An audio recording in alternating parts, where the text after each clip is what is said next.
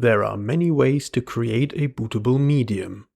Some of them are third-party software with graphical user interfaces, but others are very basic and deeply embedded into the operating system itself. One of them is the dd command. dd stands for dataset definition. However, some jokingly call it disk dump or disk destroyer. Why that is may become clear in a moment. dd dates back all the way to 1974 and was originally developed for the Unix operating system.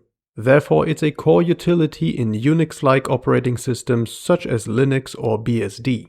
Because dd is a shell script, it is completely operated in a command line interface. So, a terminal is needed to use it.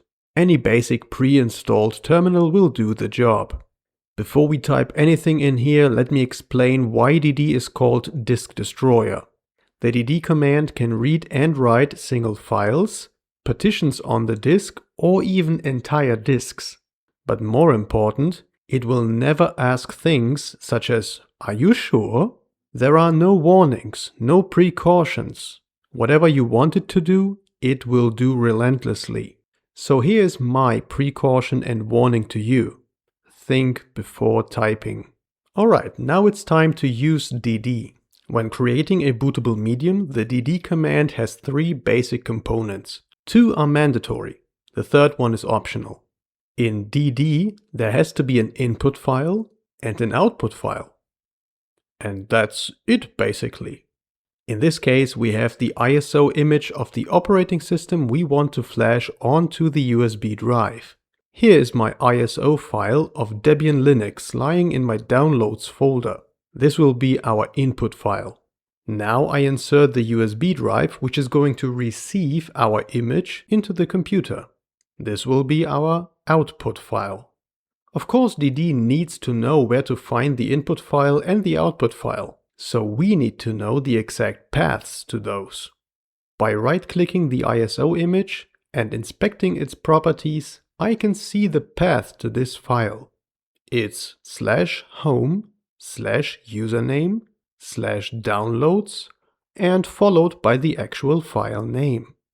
To find our USB drive, we use the lsblk command, which stands for list block devices, since our USB drive is such a device.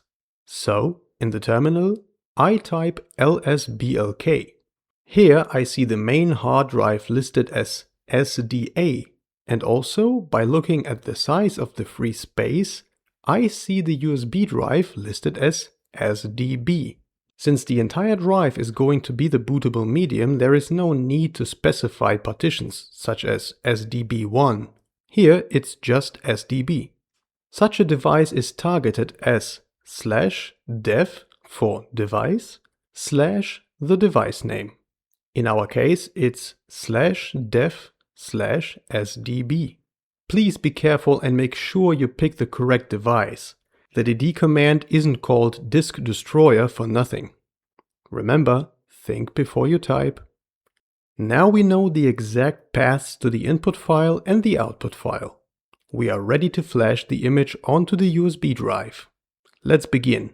We type sudo for root privileges space dd space if for input file equals /home/username/downloads/debian.iso space of for output file equals /dev/sdb. Here's a little trick if you don't want to type the path to your input file by hand. Many modern terminals support drag and drop. So, after typing if equals, you can drag your file into the terminal and drop it here. Now the path is automatically filled. Okay, back to the flashing process. Now that you specified the input and the output file, you could press enter and the flashing process would start. However, depending on the file size and your machine, this can take quite a while. A while of a non-moving screen with zero feedback. This can confuse unexperienced users into thinking that something went wrong or the program has frozen. Here we can make use of a great option that is included in DD, and that is the status option with the parameter progress. If we add status equals progress after the input and output file, the progress of the flashing process is constantly displayed in real time.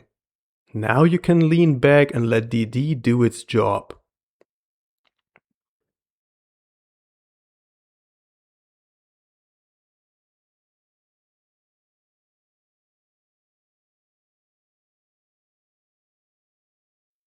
After it's done, you can safely remove the freshly created bootable drive.